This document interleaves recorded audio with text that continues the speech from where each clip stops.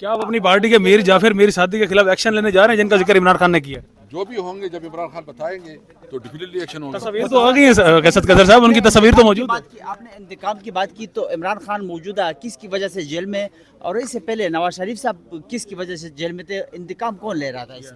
देखिए, सबसे पहले बात यह है कि हम चाहते हैं कि इमरान खान इस मुल्क में कानून और आइन की बालादस्ती के लिए जंग लड़ा है, और जो भी इसमें रुकावट डाल रहा है वो इंतकाम ले रहा है। कैसर साहब, आप तो नवाज शरीफ के साथ हाथ मिलाना पसंद नहीं करते थे, कुछ सीनियर इस वक्त सहाफ़ी ये दावा कर रहे हैं कि नवाज शरीफ चाहते हैं कि इमरान खान बाहर आ जाए, तो इस ट्रैक पर आप क्या कहेंगे? देखिए, ये जो आप कह रहे हैं, हमें समझ ये रहा है कि उसकी बेटी जो इस वक्त लबुलहजा अख्तियार कर रही है, और जिस तरह हमारे वर्करों के साथ जुल्म कर रहा है, या जिस तरह वो हमें कोई पॉलिटिक्स नहीं करने दे रही है, हमें जलसे जुलूस भी नहीं करने दे रही है, हमें समझ नहीं है कि नवाज शरीफ की कोई ऐसी सोच होगी।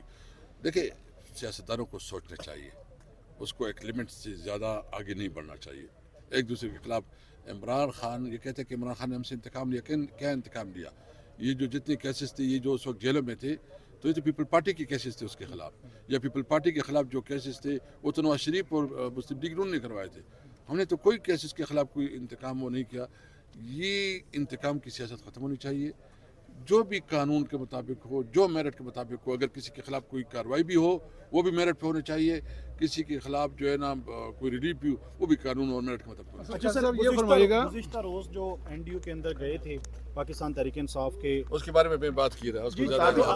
अच्छा जी साहब कोयटा में एक बहुत बड़ा जलसा कर गए हैं, इंशाल्लाह अभी जुम्मे को फिर इजलास जो तो आएंगे, तो सबसे पहले तो हम एक कर रहे हैं बहुत बड़ा कॉन्फ्रेंस यहाँ इस्लामाबाद में, जिसमें हम तमाम जो अपोजिशन की पार्टियाँ हैं और सिविल सोसाइटी है और ये जो बार एसोसिएशन हैं, मीडिया है, सबको बुलाएंगे, और हम कोशिश करें कि इस सिचुएशन में हम पूरी कौम को साथ लेके चले।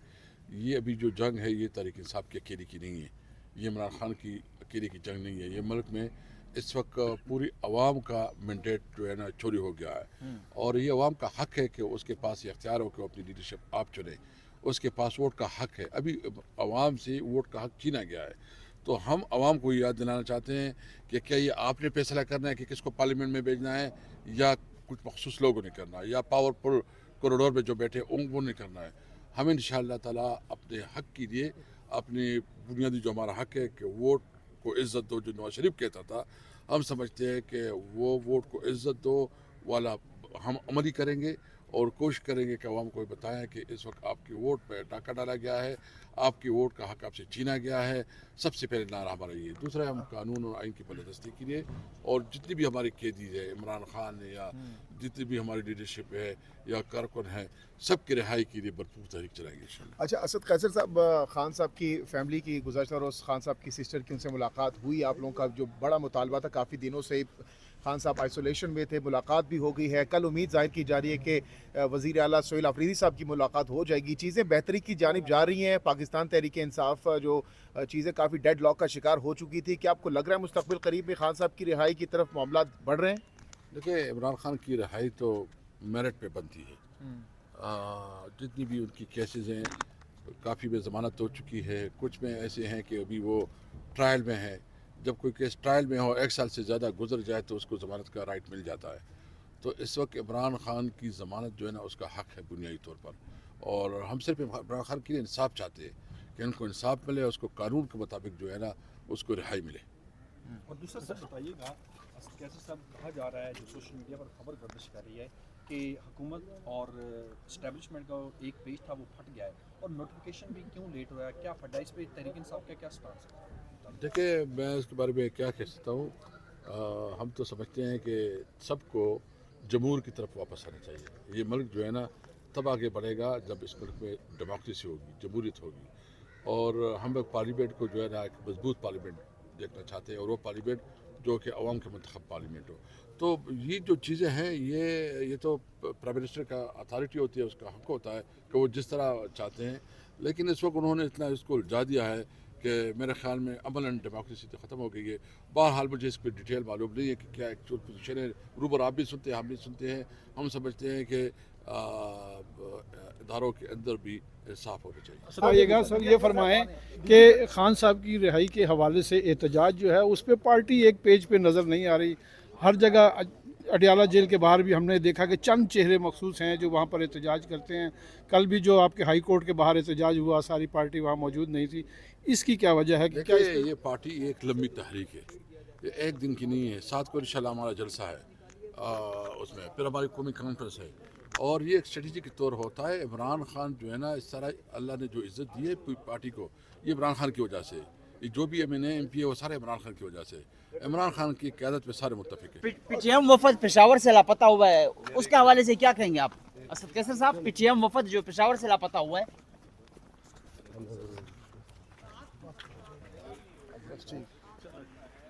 چلو سخت سوال نہ کیا تھا. پوسٹ کرنے والے آپ کے ارکان ہیں, وہ پارٹی پالیسی کے تحت گئے یا خود سے گئے, کیا پوزیشن ہے اس حوالے سے؟ دیکھیں اس کے بارے میں تو آپ کو پتہ ہے NDO ایک کورس ہے جو کہ روٹین میں ہوتا ہے, لیکن جو ان کی ملاقات ہوئی ہے اس ملاقات پہ پارٹی کو کنسرن ہے. میں سمجھتا ہوں کہ اس کے دوران ابھی خان صاحب کے ساتھ ایک اور بھی ملاقات کرنی ہے, کیونکہ مختصر ملاقات تھی, تو ہم مزید بھی اس پہ کلیئرٹی چاہیں گے کہ خان صاحب کے مزید بھی اس پہ کلیئرٹی آ جائے. اچھا جھگڑا صاحب صوبائی وزیر خزانہ رہے ہیں, جب پاکستان تحریک انصاف کے حکومتی سسٹم کیسر صاحب نے انکار کیا لوئٹی قیمت میں پیسے نہیں ملے, NFC کا شیئر بھی کم مل رہا ہے, تو پاکستان تحریک انصاف نے کتنا KPK کو NFC قیمت میں لوئٹی قیمت میں دیا, اور جو ضبط شدہ اضلاع کے لیے اماؤنٹ مختص کی گئی تھی اس میں PTI نے کتنا جو ہے پیمنٹ ادا کی تھی صوبائی حکومت کو کہ وہ وہاں پر ڈیولپمنٹ کرے, اس سوال کی تھوڑا بتا دیں. جی یہ سوال میں بہت بار جو ہے وہ آنسر کر چکا ہوں اور دوبارہ بھی جو ہے وہ کر دیتا ہوں. 10% دیکھیں, اگر آپ دیکھ لیں 2 حقیقتیں ہیں اس حکومت میں. پہلی حقیقت تو یہ ہے کہ اس وقت بھی ہمیں چیلنجز ہوتے تھے, کیونکہ جو پاکستان کے سٹرکچر کی خامیاں ہیں نا, جو ہمارا بیوروکریسی کا مائنڈ سیٹ ہے, جو اسلام آباد کا مائنڈ سیٹ جنرلی ہے, کیونکہ وہی بیوروکریٹس ہوتے ہیں, وہ وفاقی وزراء کو مشورے دیتے ہیں کہ کیا ٹھیک ہے کیا ٹھیک نہیں ہے, وہ ان پہ جاتے ہیں. تو اس وقت بھی ہم اپنے حق کے لیے لڑتے تھے. ٹھیک ہے جی, جو کریڈٹ عمران خان صاحب کو جاتا تھا وہ یہ جاتا تھا کہ وہ بات سنتے تھے اور جہاں تک ممکن ہوتا تو وہ کریکشن کرتے تھے. مجھے یاد ہے جو ہمارا پہلا بجٹ تھا 2019 میں, اس میں آپ کو یاد ہوگا کہ فائنینشل پریشر سب سے زیادہ تھا. آپ کو یہ بھی یاد ہوگا کہ پشاور میں اکثر عید ایک دن پہلے ہوتی ہے. عید کے دن خان صاحب نے مجھے بنی گالا بلایا, کیونکہ انہوں نے میری بات سنی کہ فاٹا کا شیئر جو ہے وہ کم تھا, اور ساری وفاقی کابینہ کو بلا کے انہوں نے فاٹا کا شیئر بڑھایا.